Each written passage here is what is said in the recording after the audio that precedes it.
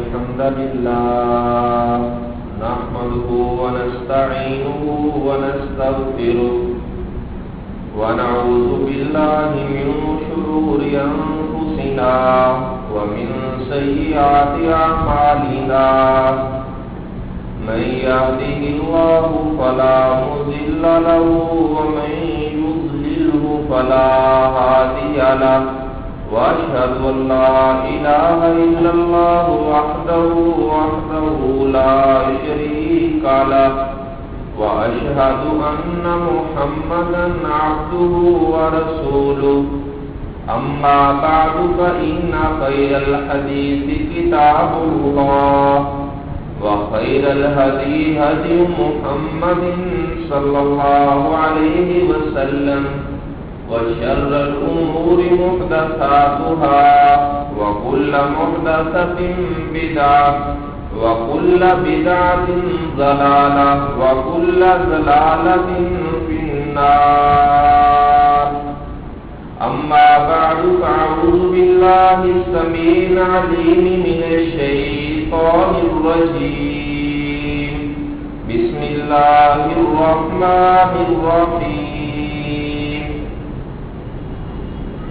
يا أيها الذين آمنوا اتقوا الله حق تقاته ولا تموتن إلا وأنتم مسلمون يا أيها الناس اتقوا ربكم الذي خلقكم من نفس واحدة وخلق منها زوجها وبث منهما رجالا كثيرا ونساء واتقوا الله الذي تساءلون به والأرحام إن الله كان عليكم رقيبا يا أيها الذين آمنوا اتقوا الله وقولوا قولا سديدا يصلح لكم أعمالكم ويغفر لكم ذنوبكم ومن يطع الله ورسوله فقد فاز فوزا عظيما أما بعد فأعوذ بالله من الشيطان الرجيم قال الله تبارك وتعالى ولا تتخذوا آيات الله هزوا وقال الله تعالى في مقام آخر وتلك حدود الله فلا تعتدوها ومن يتعد حدود الله فأولئك هم الظالمون قال النبي صلى الله عليه وسلم أبغض الحلال إلى الله الطلاق ہر قسم کی حمد و ثنا اللہ عز و جل کی ذات کے لیے جو ہمارا خالق مالک رازق ہے کل من علیہا فان ہر چیز کو فنا ہی فنا ہے وَيَبْقَى وَجْهُ رَبِّكَ ذُو الْجَلَالِ وَالْإِكْرَامِ اور آپ کی اور میرے رب کو بقا ہی بقا ہے وہ ازل سے ہے ابد تک رہے گا ہمیشہ سے اس کی بادشاہت ہے ہمیشہ اس کی بادشاہت رہے گی وہ لائق عبادت ہے محتاج عبادت نہیں ہے عبادت کا محتاج نہیں ہے لائق عبادت ہے وہ ہم سے بہت زیادہ پیار کرتا ہے اس کا اعلان ہے کہ ایک ماں جتنا اپنے بیٹے سے پیار کرتی ہے میں ایک ماں سے بھی 70 گنا زیادہ اپنے بندوں سے پیار کرتا ہوں ماں کے پیار سے اللہ نے اپنے پیار کو تشبیہ دی ہے اور فرمایا کہ میری رحمت کے 100 حصے ہیں صرف ایک رحمت کا حصہ میں نے بانٹا ہے جس کی وجہ سے ماں اپنے بچوں سے پیار کرتی ہے جانور اپنے بچوں سے پیار کرتے ہیں 99 حصے ابھی میرے پاس باقی ہیں انہیں قیامت والے دن اپنے بندوں میں تقسیم کروں گا درود و سلام امام الانبیاء خاتم النبیین حضرت محمد صلی اللہ علیہ وسلم کی ذات پر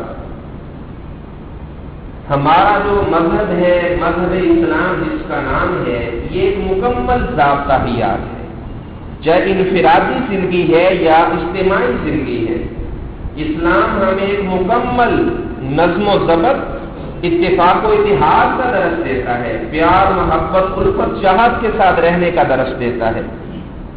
مذکورہ 2 جمعوں کے اندر میں نے نکاح کے مسائل کو بیان کیا، کیونکہ یہ نکاح کے مسائل ہر بندے کی ضرورت ہے۔ خود شادی ہو چکی ہے، بیٹے ہیں، بیٹیاں ہیں، نواسے ہیں، نواسیاں ہیں، ان کی شادی کرنا ہر بندے کی ضرورت کے ساتھ اس کا تعلق ہے۔ اسی وجہ سے میں نے اس موضوع کو آپ کے سامنے بیان کیا۔ مذکورہ 2 جمعوں کے اندر نکاح کے مسائل کو بیان کیا۔ اب انشاءاللہ اس جمعے کے اندر جو طلاق کے مسائل وغیرہ ہیں، ہمارے اکثر لوگ ان مسائل کو نہیں جانتے، وہ ضرورت بھی محسوس نہیں کرتے۔ جب انہیں ضرورت پیش آتی ہے تو پھر وہ کسی کے پاس جاتے ہیں، وہ بھی بیچارہ کچھ جانتا ہوتا ہے، کچھ نہیں جانتا ہوتا۔ تو اس لیے میں نے اس موضوع کا انتخاب کیا تاکہ سارے کے سارے لوگ جو شریعت کے مسائل ہیں ان کو ہم اچھے طریقے سے جان سکیں۔ آپ سارے کے سارے علم کی جستجو کے لیے آتے ہیں، ایک تو جمعے کا ثواب ہو تو ملنا نہیں ملنا ہے، علم کی تلاش کے لیے آتے ہیں۔ پیغمبر صلی اللہ علیہ وسلم کا فرمان ہے، ان الملائکۃ لتضع اجنحتها رضا لطالب العلم۔ جو بندہ بھی اپنے گھر سے علم کی تلاش کے لیے نکلتا ہے کہ میں فلاں جگہ علم حاصل کرنے کے لیے جا رہا ہوں، مجھے نئی نئی باتوں کا علم ہوگا، میری معلومات میں اضافہ ہوگا، آپ نے فرمایا کہ وہ پہلا اپنا قدم اپنے گھر سے باہر رکھتا ہے، اللہ آسمان کے فرشتوں کی ذمہ داری لگا دیتے ہیں کہ اب کچھ فرشتوں آپ زمین پہ چلے جاؤ۔ یہ میرا بندہ ظاہری طور پر تو زمین پر چلے گا، لیکن حقیقی طور پر میرے فرشتوں کے پروں کے اوپر چلے گا۔ جو بھی علم کی تلاش کے لیے آتا ہے، نورانی اللہ کے فرشتے اس کے پاؤں کے نیچے اپنے پروں کو بچھا دیتے ہیں۔ آپ نے فرمایا دنیا کی ہر چیز اس بندے کے لیے دعا کرتی ہے، حتی الحیتان فی الماء۔ آپ نے فرمایا مچھلیاں سمندر کے اندر رہنے والی، وہ جو علم کی تلاش کے لیے نکلتا ہے اس کے حق میں دعا کرتی ہیں، یا اللہ اسے معاف کر دیا جائے، یا اللہ اس پہ رحم کیا جائے۔ آپ اس خوشخبری کے بھی مبارکباد ہیں، کیونکہ آپ علم کی جستجو کے لیے آئے ہیں۔ اسلام نے ہمیں ایسا ایک مکمل ضابطہ حیات دیا ہے کہ ہم پیار محبت والی زندگی گزاریں، بیوی کے ساتھ پیار محبت والا رہن سہن معاشرہ اختیار کریں۔ ہمارے پیغمبر صلی اللہ علیہ وسلم نے بھی ہمیں اسی بات کا درس دیا۔ آپ نے فرمایا خیرکم خیرکم لأہلہ وأنا خیر لأہلی۔ لوگوں تم میں سے سب سے اچھا وہ ہے جو اپنی بیوی بچوں کے حق میں اچھا ہے۔ آپ نے فرمایا میں اللہ کا نبی اپنی بیوی بچوں کے حق میں بہت زیادہ اچھا سلوک کرنے والا ہوں۔ اے میری امت کے لوگوں، آپ ہی اپنی بیویوں کے حق میں اچھا رہن سہن اختیار کرو۔ آپ صلی اللہ علیہ وسلم نے بھی ایسی مثالیں آپ نے پیش فرمائی۔ عائشہ رضی اللہ تعالی عنہ فرماتی ہیں کنت اتعرق الاربع، میں جب گوشت کھایا کرتی تھی میں ہڈی کو چوسا کرتی تھی، اس کے بعد میں اللہ کے نبی کو پکڑا دیتی۔ آپ فرماتے عائشہ تو نے کس جگہ پہ اپنا منہ رکھا تھا؟ اسی جگہ پہ اللہ کے نبی اپنا منہ مبارک رکھتے، اسی جگہ سے آپ اس ہڈی کو نوچا کرتے تھے۔ فرماتی ہیں کنت اشرب الماء، میں پانی پیا کرتی تھی، اللہ کے نبی کو برتن پکڑا دیتی، اللہ کے نبی وہ برتن پکڑ لیتے، اسی جگہ پر جس جگہ پہ میں نے اپنا منہ رکھا ہوتا اللہ کے نبی اسی جگہ پہ منہ رکھ کے پانی پیا کرتے تھے۔ یہ اپنی امت کو درس دیا کہ کسی کی بیٹی آپ کے عقد میں آ جائے، نکاح میں آ جائے، ظلم والا رویہ اختیار نہ کرنا۔ میں اللہ کا نبی اپنی بیویوں سے اتنا پیار کرنے والا ہوں، آپ بھی اسی طرح سے اپنی بیویوں سے پیار کرنا۔ سفر کا موقع ہے، آپ صلی اللہ علیہ وسلم جا رہے ہیں، بیوی سے کہا عائشہ میرے ساتھ دوڑ لگاؤ گی، میرے ساتھ دوڑ لگاؤ گی؟ اما جی نے فرمایا ہاں میں آپ کے ساتھ دوڑ لگاؤں گی۔ دونوں نے دوڑنا شروع کر دیا، اللہ کے نبی وہ آگے نکل گئے، ہماری ماں وہ پیچھے رہ گئی۔ دوبارہ اللہ کے نبی کی جب عمر زیادہ ہو گئی تو عائشہ صدیقہ رضی اللہ تعالیٰ عنہ فرماتی ہیں میں نے کہا اللہ کے نبی جی دوڑ لگاؤ گے؟ دوبارہ دوڑ لگائی تو حضرت عائشہ فرماتی ہیں میں آگے نکل گئی۔ آپ نے فرمایا عائشہ کہتی ہے میں نے کہا اللہ کے نبی جی وہ جو آپ نے مجھ سے ایک مرتبہ دوڑ کے اندر آپ مجھ سے جیت گئے تھے، یہ اس جیت کا بدلہ آج میں نے آپ سے لے لیا ہے۔ یعنی اس طرح آپ صلی اللہ علیہ وسلم نے پیار محبت والی زندگی کا درس دیا۔ آپ نے فرمایا عائشہ جب تو مجھ سے راضی ہوتی ہے پھر بھی مجھے پتہ چل جاتا ہے، جب تو مجھ سے ناراض ہوتی ہے پھر بھی مجھے پتہ چل جاتا ہے۔ اللہ کے نبی جی وہ کیسے؟ آپ نے فرمایا عائشہ جب تو مجھ سے راضی ہوتی ہے تو کہتی ہے ورب محمد، محمد کے رب کی قسم صلی اللہ علیہ وسلم، اور جب تو مجھ سے ناراض ہوتی ہے تو کہتی ہے ورب ابراہیم، ابراہیم کے رب کی قسم۔ میں اس بات سے پہچان لیتا ہوں کہ میری بیوی مجھ سے ناراض ہے یا مجھ سے راضی ہے۔ آپ صلی اللہ علیہ وسلم نے فرمایا میاں بیوی کے پیار کے بارے میں، آپ نے فرمایا دونوں رات کو سو جاتے ہیں بستر پر، اس کا خامن پہلے بیدار ہوا، تہجد کی نماز کے لیے اپنی بیوی کو بیدار کیا، اگر بیوی بیدار نہیں ہوتی تو پانی کے چھینٹے اس کے چہرے پہ مارتا ہے۔ آپ نے فرمایا بیوی پہلے بیدار ہوئی، خامن کو بیدار کرتی ہے، اگر خامن بیدار نہیں ہوتا خامن کے چہرے پر پانی کے چھینٹے مار دیے، دونوں اٹھ کر تہجد کی نماز پڑھتے ہیں تو اللہ سارے فرشتوں میں اعلان فرما دیتے ہیں کہ یہ جو جوڑا فرشتوں تم دیکھ رہے ہو، میں اللہ تم کو گواہ بنا کر اس بات کی ضمانت دیتا ہوں کہ میں نے ان دونوں کو جنت لکھ دیا ہے اور میں اللہ ان دونوں سے پیار کرتا ہوں۔ یہ ہمارا اسلام ہمیں اس طریقے سے پیار محبت والی زندگی بسر کرنے کی ہمیں رہنمائی ہماری کرتا ہے، طرز معاشرت اپنی بیوی کے ساتھ بچوں کے ساتھ حسن سلوک کرنے کا ہمیں درس دیتا ہے۔ ابو ہریرہ رضی اللہ تعالیٰ عنہ فرماتے ہیں آپ صلی اللہ علیہ وسلم نے فرمایا لا یفرق مومن مومنۃ فإن کرہ منہا خلقا رضی منہ آخر، رواہ مسلم۔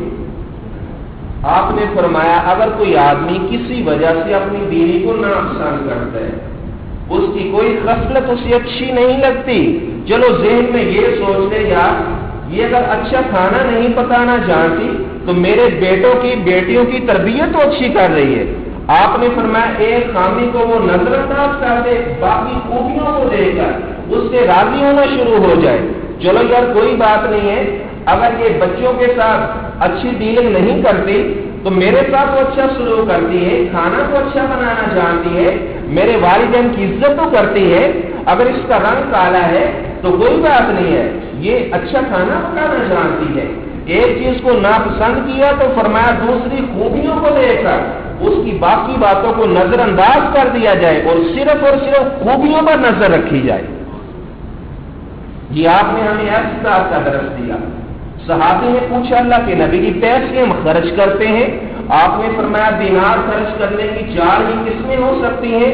دینار انفقتہ فی سبیل اللہ، ایک دینار جو تم نے اللہ کے راستے میں خرچ کر دیا، ایک وہ دینار انفقتہ والا مسکین جو تم نے مسکین کے اوپر خرچ کر دیا، ایک وہ دینار جو تم نے کسی غلام کو آزاد کرانے کے لیے خرچ کر دیا۔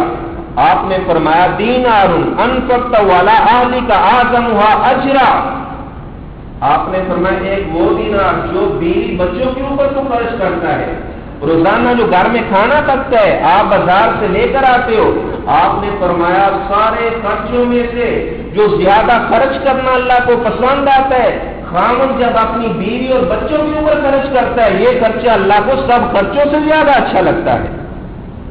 عورت کا کتنا زیادہ مقام ہے، بیوی بچوں کا کتنا زیادہ مقام ہے۔ آپ صلی اللہ علیہ وسلم نے فرمایا لوگو الطافہم لأہلہ، تم میں سے جو زیادہ نرم ہے اپنی بیوی بچوں کے حق میں، آپ نے فرمایا دنیا کا وہ سب سے اچھا انسان ہے جو بیوی بچوں کے بارے میں اچھا سلوک کرتا ہے۔ ابھی ہمارے معاشرے کے اندر بعض دفعہ ایسے ناجائز قسم کا شک ذہن میں آ گیا، شکوک و شبہات کی وجہ سے اپنی بیوی پر شک کرنا شروع کر دیا۔ ایک صحابی اللہ کے نبی کے پاس آیا، یا رسول اللہ صلی اللہ علیہ وسلم ان زوجتی ولدت غلاما اسود، میرا رنگ سفید ہے، میری بیوی نے کالے رنگ کا بچہ جنم دیا، یہ میرا بیٹا نہیں ہے۔ آپ نے اسے مثال دے کر سمجھایا، فرمایا حل لاک من ابل، تیرے پاس اونٹ ہے؟ جی اللہ کے نبی جی اونٹ ہے میرے پاس۔ کیسا رنگ ان کا؟ حمر، سرخ ہے، میرے اونٹوں کا رنگ سرخ ہے۔ آپ نے فرمایا ان میں مٹیالے رنگ کے بھی ہیں؟ جی اللہ کے نبی جی وہ بھی ہیں۔ فرمایا تیرے اونٹوں کا رنگ تو سرخ ہے، وہ مٹیالے رنگ کے وہاں سے کہاں سے آ گئے؟ تو وہ کہنے لگا اللہ کے نبی جی ہو سکتا ہے وہ کوئی اونٹ اس کا باپ ہو، دادا ہو، پردادا ہو، اس کا رنگ کالا ہو، مٹیالے رنگ کا ہو۔ تو آپ نے فرمایا ارے اللہ کے بندے، تیرا بیٹا اگر کالا ہے، ہو سکتا ہے تیرا دادا پردادا کوئی اس کا باپ آگے اس کا رنگ کالا ہو، تو انسان کے جسم میں رگیں موجود ہوا کرتی ہیں۔ فرمایا ہو سکتا ہے وہ رنگ تیرے دادا کی اگر تیری اولاد میں مکس ہو گئی ہو۔ تو فرمایا اس میں کوئی بات نہیں ہے، ایسے شک شبہ کرنا، بغیر کسی وجہ کے شک کرنا، فرمایا اللہ بھی ایسی باتوں کو ناپسند کرتا ہے۔ ہمارا جو مذہب اسلام ہے، اسلام افراط تفریط کا شکار نہیں ہے۔ عیسائیت کا مذہب وہ بھی افراط تفریط کا شکار، ہندو دھرم والوں کا مذہب وہ بھی افراط تفریط کا شکار۔ عیسائیت کے مذہب کے اندر طلاق دینا یہ حرام تھا بالکل۔ کوئی آدمی جس نے اپنی بیوی سے نکاح کر لیا وہ قیامت تک جب تک زندہ رہے گا اسے طلاق نہیں دے سکتا۔ جو عورت ہے وہ اپنے کام سے خلع نہیں دے سکتی، یہ عیسائیت کے مذہب میں لکھا ہوا ہے انجیل متی کے اندر کہ کوئی عیسائی آدمی اپنی بیوی کو جب تک زندہ رہے طلاق نہیں دے سکتا۔ ابھی ان کی زندگی وہ جہنم کا گھر بنی رہے، نہ عورت کھلا لے کر جان چھڑا سکتی ہے، نہ اس کا کام وہ اسے طلاق دے سکتا ہے۔ یہ انہوں نے کس بات سے اخذ کیا؟ عیسیٰ علیہ السلام کا قول ہے جسے اللہ نے جوڑ دیا اسے تم جدا نہ کرو۔ ابھی وہ اس مسئلے کے اندر افراط تفریط کا شکار ہو گئے۔ پہلے یہ فتویٰ جاری کیا، اب موجودہ فتویٰ یہ جاری کر دیا کہ عورت کو بھی طلاق کا حق ہے، عورت جب چاہے اپنے خاوند کو طلاق دے سکتی ہے، عورت جب چاہے اپنے خاوند کو چھوڑ سکتی ہے۔ پہلے بھی افراط تفریط کا شکار ہوئے تو بعد میں آ کر اور زیادہ افراط تفریط کا شکار ہو گئے۔ اور ہندو دھرم کے اندر 7 قسم کا نکاح ہوا کرتا ہے۔ ان کے مذہب کے اندر اگر کسی آدمی نے اپنی بیوی کو طلاق دے دی، اگر اس کی بیوی نے کسی اور آدمی سے شادی کر لی، بیٹا جنم دیا، جو پہلا خاوند ہے یہ 10 سال تک نکاح نہیں کر سکتا۔ اگر اس نے بیٹی جنم دی تو یہ 12 سال تک نکاح نہیں کر سکتا۔ یہ کیسا مذہب ہے؟ اسلام ہمیں کبھی اپنے مذہب اختیار کرنے کی اجازت نہیں دیتا۔ اسلام نے ہمیں درمیانہ جو معتدل اعتدال والا راستہ ہے وہ ہمیں بتا دیا۔ اگر خاوند کا اپنی بیوی کے ساتھ نبھاؤ نہ ہو سکے، بیوی کا اپنے خاوند کے ساتھ نبھاؤ نہ ہو سکے تو اسلام نے ہمیں طلاق کا طریقہ اختیار کرنے کا بتایا ہے۔ پھر ایسی صورت کے اندر طلاق دے کر اس بیوی سے جان چھڑا لی جائے۔ اگر خاوند اس کا وہ غلطی پر ہے، کمی کوتاہی کرتا ہے تو بیوی خلع لے کر اس سے اپنی جان چھڑا لے۔ تو ابھی میں کتاب و سنت کی روشنی میں جو طلاق کے چند مسائل ہیں آپ کے سامنے بیان کروں گا۔ اللہ تعالیٰ مجھے کتاب و سنت کے مطابق بیان کرنے کی توفیق عطا فرمائے۔ آپ صلی اللہ علیہ وسلم نے فرمایا ابغض الحلال الی اللہ الطلاق، حلال کاموں میں سے سب سے زیادہ ناپسندیدہ کام جو اللہ کو لگتا ہے وہ طلاق والا طریقہ ہے، طلاق دے دینا اپنی بیوی کو۔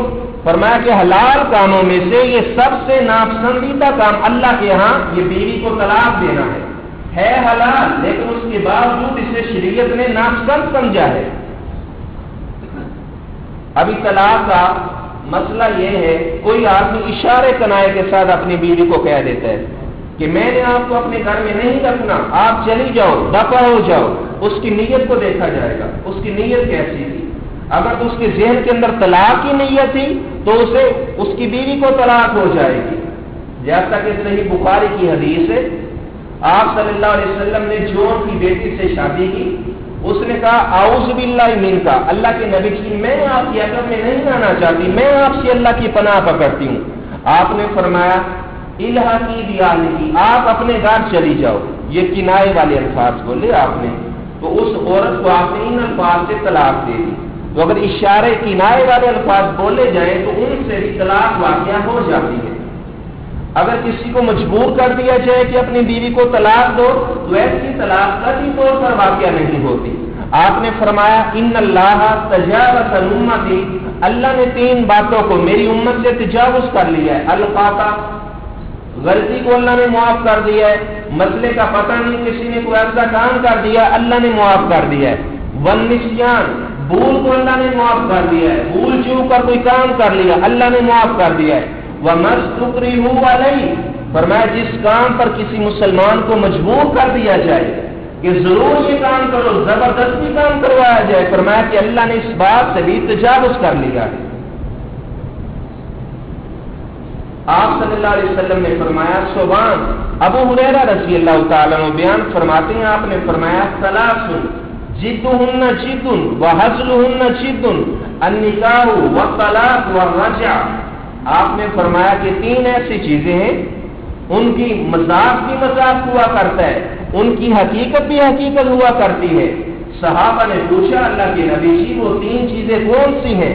آپ صلی اللہ علیہ وسلم نے فرمایا النکاح، کسی کو کہہ دینا کہ میں نے تجھے اپنی بیٹی کا رشتہ دیا. اس نے کہا ٹھیک ہے، میں نے اپنے بیٹے کے لیے اپنے لیے آپ کی بیٹی کا رشتہ قبول کیا، ابھی یہ اسے رشتہ نہ دے گا تو یہ گناہگار سمجھا جائے گا.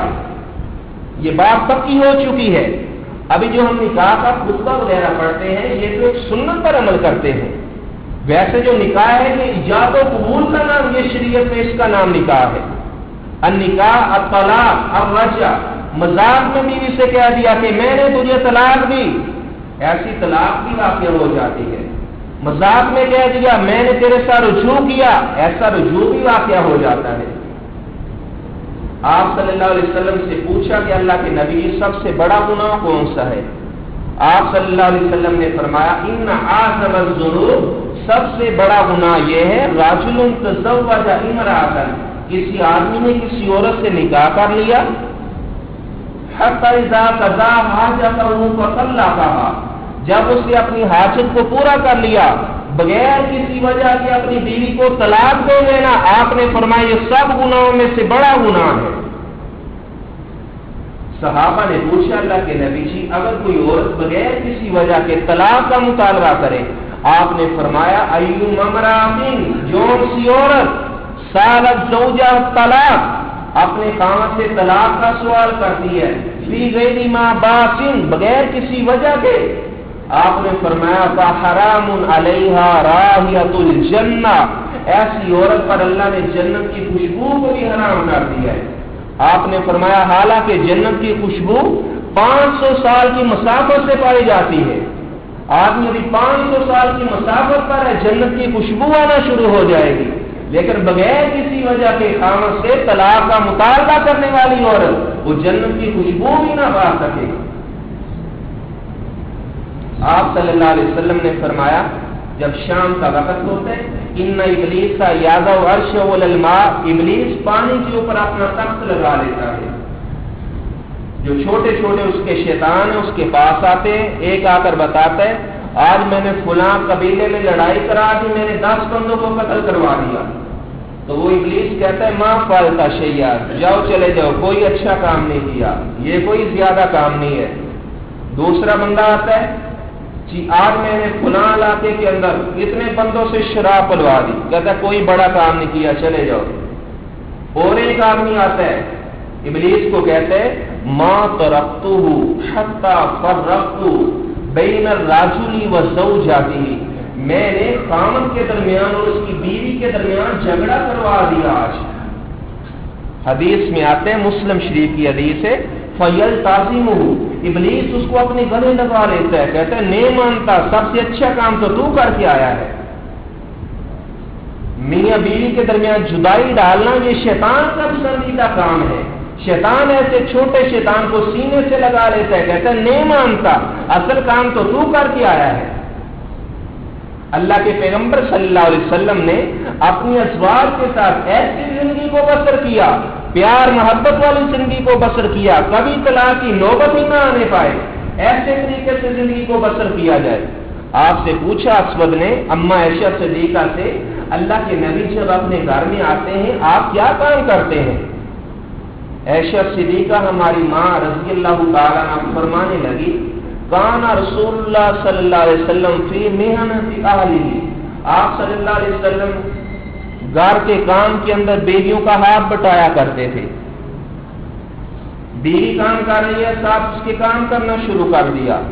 اذا اذن مؤذن، جب مؤذن اذان دے دیتا، عائشہ صدیقہ رضی اللہ تعالی عنہا فرماتی ہیں کأنہ لا یعرفنا، پھر اللہ کے نبی ہمیں چھوڑ کے چلے جاتے، ہمیں ایسے لگتا جیسے اللہ کے نبی ہمیں جانتے ہی نہیں ہے.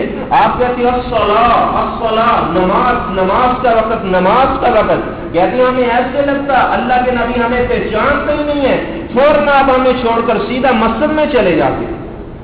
آپ صلی اللہ علیہ وسلم اپنی ایک زوجہ کے گھر میں تشریف فرما تھے، دوسری بیوی نے حلوہ تیار کیا. حدیث میں آتا ہے کان رسول اللہ صلی اللہ علیہ وسلم یحب الحلوہ، میٹھی چیز اللہ کے نبی بڑی پسند کیا کرتے تھے. آپ کی بیوی نے آپ کو وہ تحفے کے اندر وہ حلوہ میٹھی چیز والی چیز وہ آپ کو پیش کی. پیالے کے اندر خادم لے کر آیا. آپ صلی اللہ علیہ وسلم جس بیوی کے گھر میں تشریف فرما تھے اس کو غیرت آ گئی، اس نے پیالہ پکڑنے کی بجائے یوں ہاتھ مار کر پیالہ گرا دیا، پیالہ ٹوٹ گیا. حضرت عائشہ رضی اللہ تعالی عنہا فرماتی ہیں حدیث میں یہ وضاحت نہیں ہے کہ آپ کس بیوی کے گھر میں تھے، لگتا یہی ہے کہ آپ حضرت عائشہ رضی اللہ تعالی عنہا کے گھر میں تھے. فرماتی ہوں اللہ کے نبی نے ذرا بھی نہیں ڈانٹا، پیالہ ٹوٹ گیا، اللہ کے نبی ذرا بھی غصے نہیں ہوئے.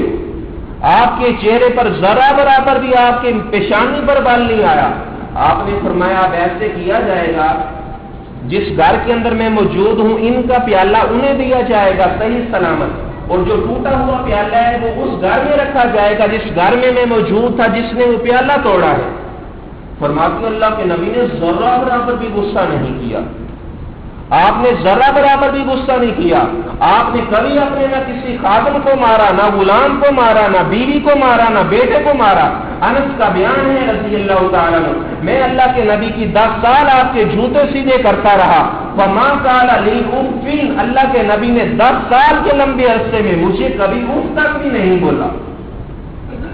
ابھی شریعت ہمیں بتاتی ہے اگر خامد کا بیوی کے ساتھ لگاؤ نہ ہو سکے تو وہ اسے طلاق دے سکتا ہے، لیکن یہ حلال کاموں میں سے سب سے ناپسندیدہ کام ہے. طلاق 2 طرح کی ہوا کرتی ہے، ایک سنی طلاق ہوا کرتی ہے اور ایک بدعی طلاق ہوا کرتی ہے.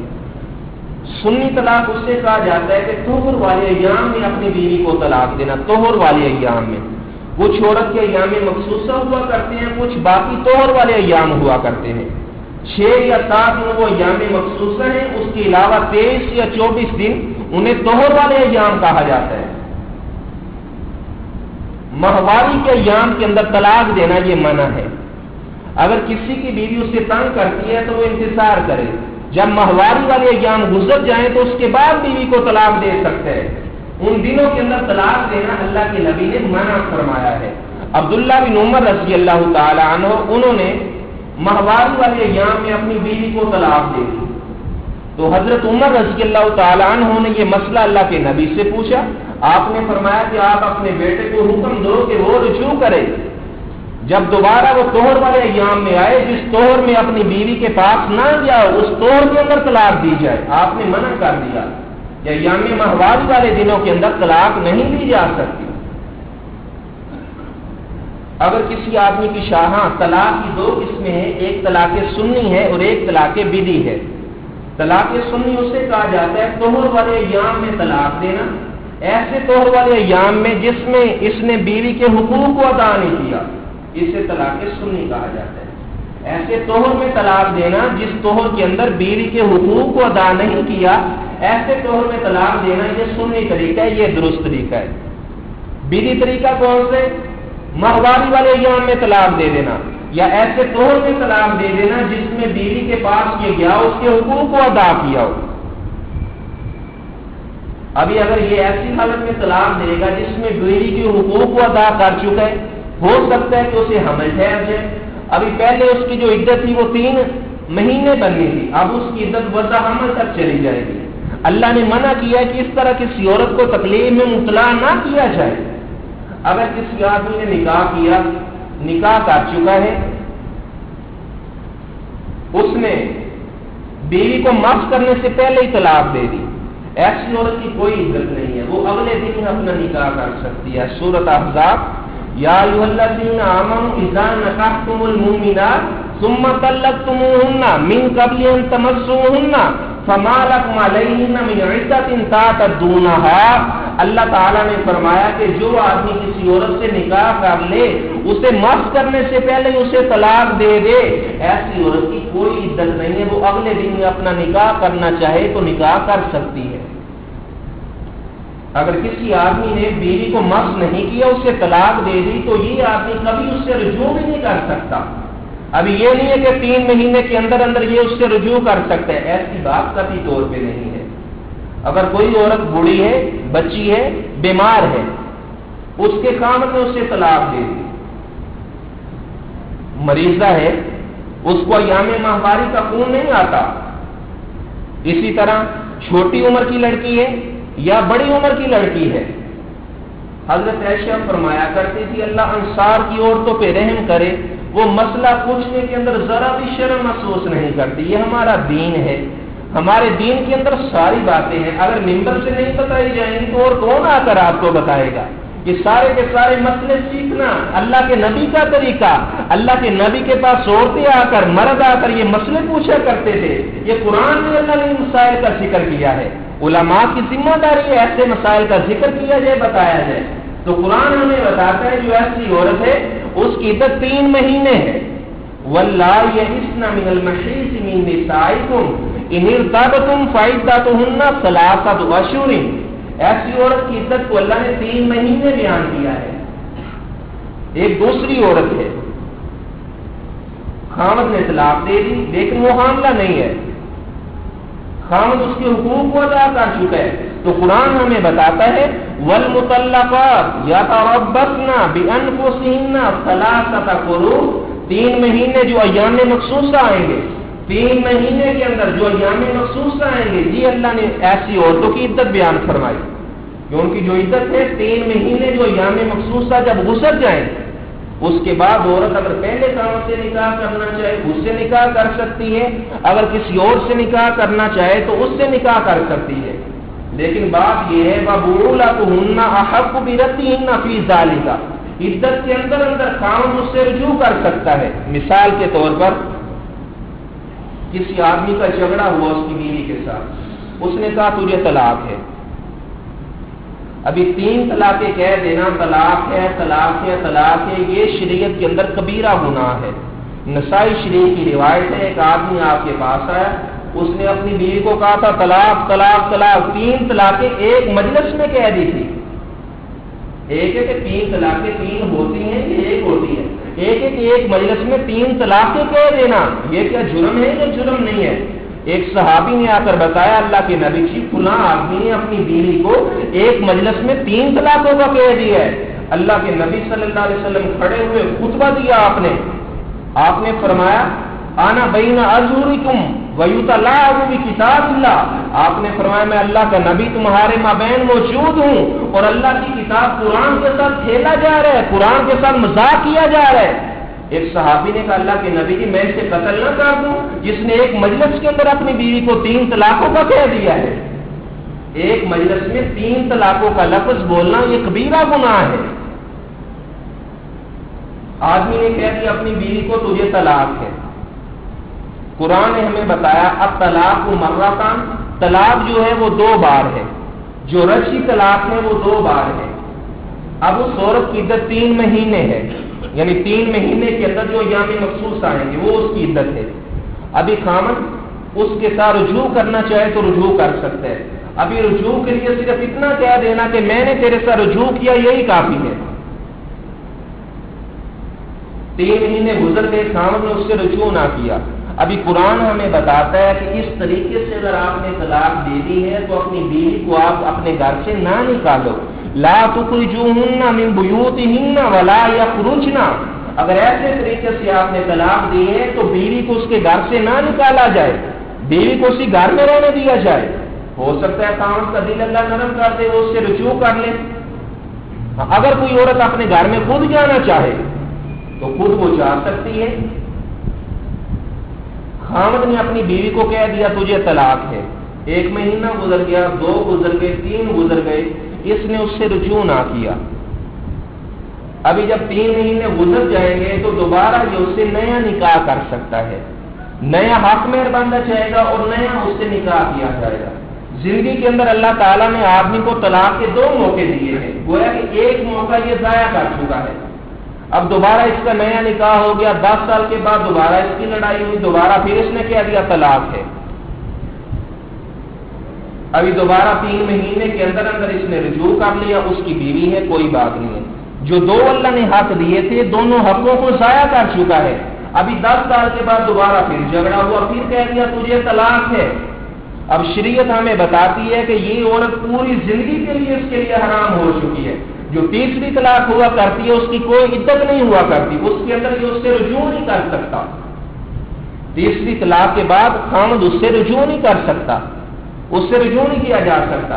اب شریعت ہمیں یہ کہتی ہے فَإِن طَلَّقَهَا، اگر کسی آدمی نے اپنی بیوی کو تیسری طلاق بھی دے دی، فَلَا تَحِلُّ لَهُ مِن بَعْدُ، تو وہ پہلے خامد کے لیے حلال نہیں ہے، حَتَّى تَنكِحَ زَوْجًا غَيْرَهُ، کسی آدمی سے پکا وہ نکاح کرے، عارضی نہیں۔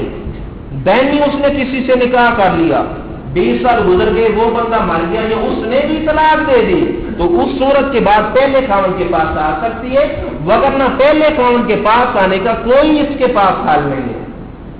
ایک یہ مسئلہ ہے کہ عارضی طور پر نکاح کر لینا، عارضی نکاح کر لیا، 2 دن کے بعد 3 دن کے بعد وہ اسے طلاق دے دے، تو یہ ابو داؤد کے اندر، ترمذی کے اندر اللہ کے نبی کا فرمان موجود ہے، لعن رسول اللہ صلی اللہ علیہ وسلم المحلل والمحلل له، حلالہ کرنے والے پر، ایسا کام کروانے والے پر اللہ کے نبی نے دونوں کو لعنتی قرار دیا ہے۔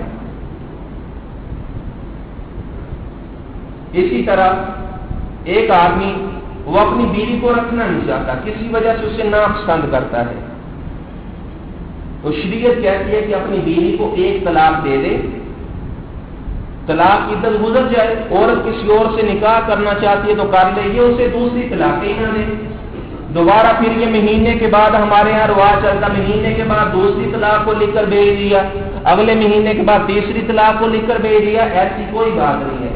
اگر کوئی آدمی اپنی بیوی کو رکھنا نہیں چاہتا تو 1 طلاق ہی جدائی کے لیے کافی ہے۔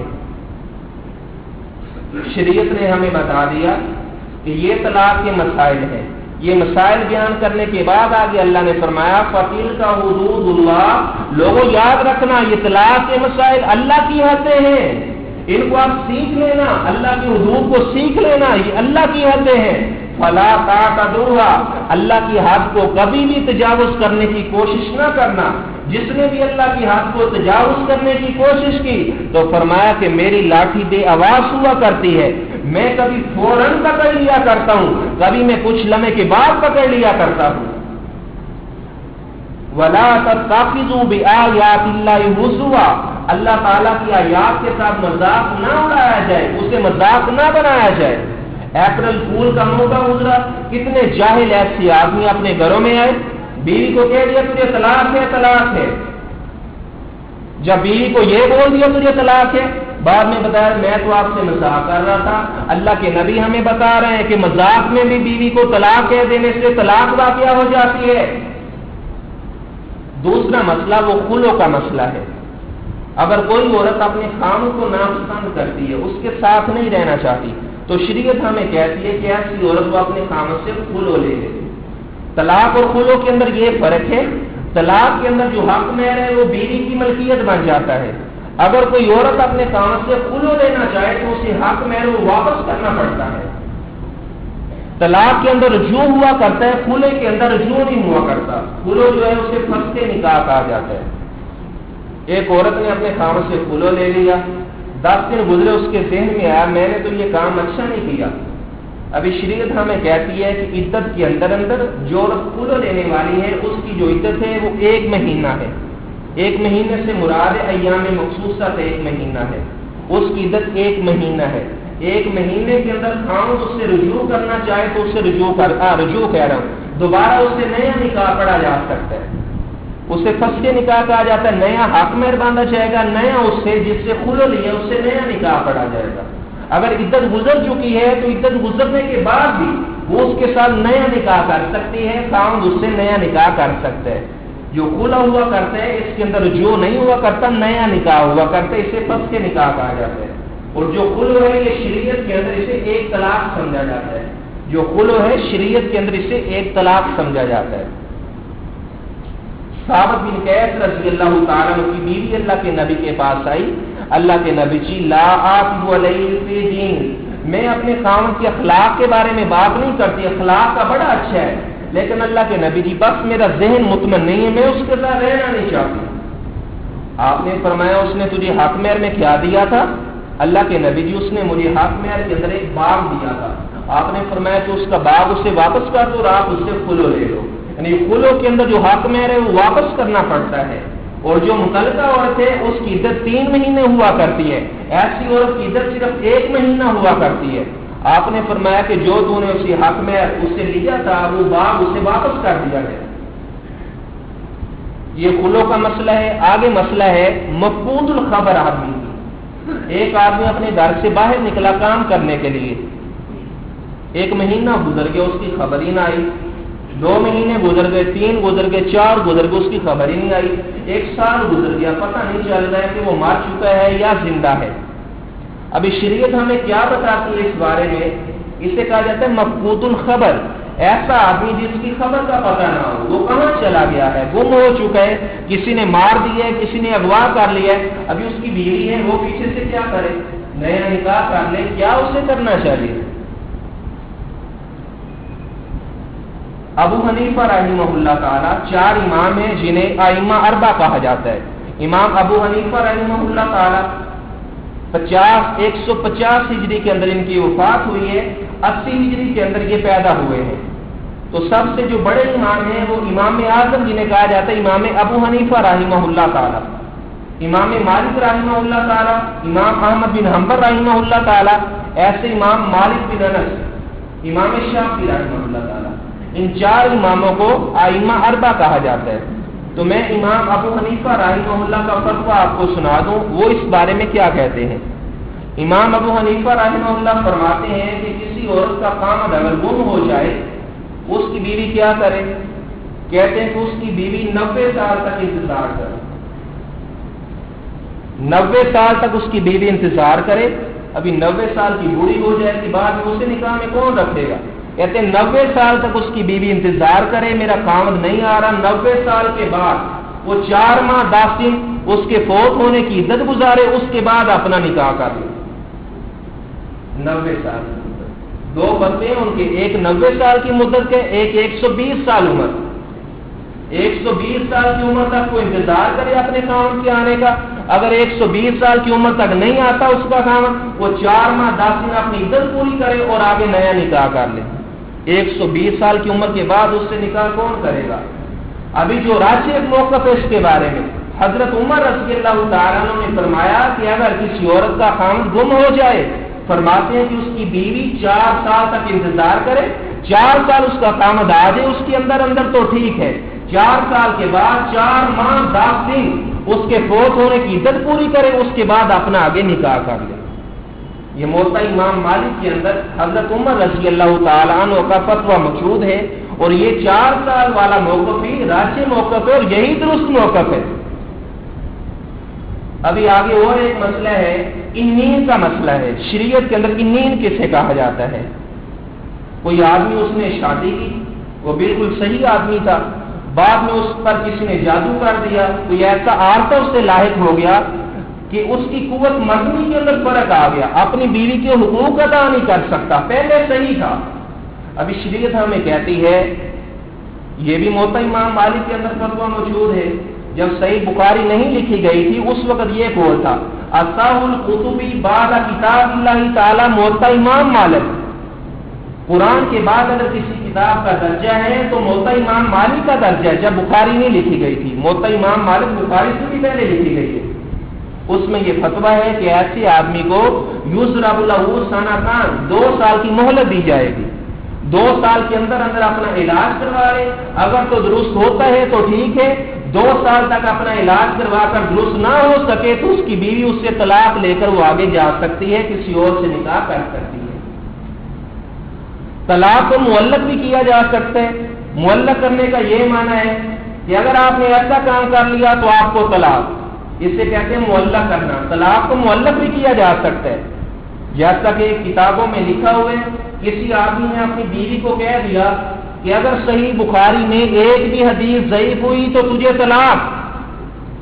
علماء نے لکھا ہے کہ اس کی بیوی کو طلاق نہیں ہوگی کیونکہ صحیح بخاری میں ایک بھی حدیث ضعیف نہیں ہے، ساری کی ساری حدیثیں درست ہیں، صحیح ہیں.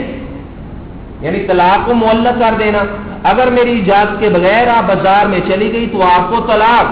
اگر عورت اس کی اجازت کے بغیر بازار میں چلی گئی تو اسے طلاق سمجھا جائے گا، وہ طلاق ہو جائے گی. میاں بیوی کے درمیان طلاق ہو چکی ہے. ابھی جو بچے ہیں ان کے بارے میں کیا کیا جائے گا؟ آخری مسئلہ، اس کے بعد بات کو ختم کرتا ہوں.